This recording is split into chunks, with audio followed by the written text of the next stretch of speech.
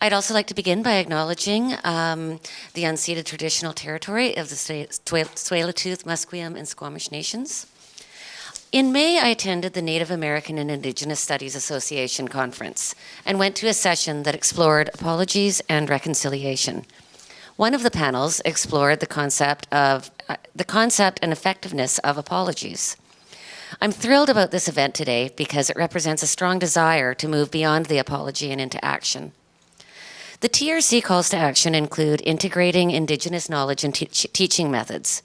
While this section is referring to the classroom specifically, I'd like to share a way that SFU Library has begun to incorporate this spirit into digital collections. I was going to actually mention a few different initiatives that we have, but for the space of time, I'm just going to stick to one. So libraries are well placed to help indigenize and decolonize the academy from various points, including supporting Indigenous knowledge sharing practices, research methods, and storage and preservation of Indigenous-owned research data. Academic libraries can support Indigenous knowledge keeping and sharing practices. Despite being the most researched groups of people in the world, in the past, Indigenous people had little or no access to the products of that research. This includes data, ethnographies, etc., photographs, all kinds of different things. Nor did they have control over how it was shared and with whom. Academic institutions have also failed, in many cases, to recognize collective ownership of data and research output.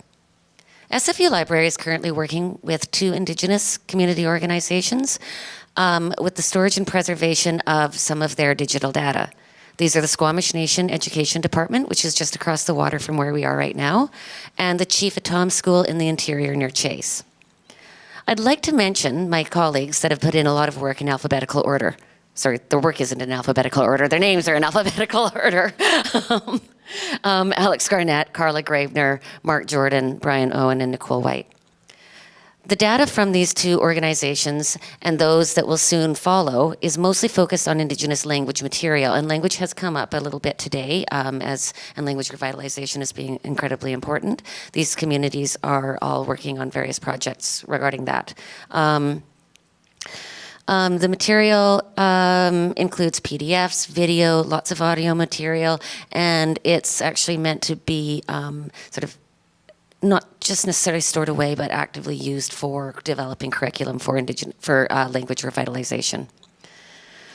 What's important here is that we can also respect Indigenous intellectual property and knowledge sharing protocols by ensuring the material is only accessible to authorized parties. Sarah just touched on the importance of that.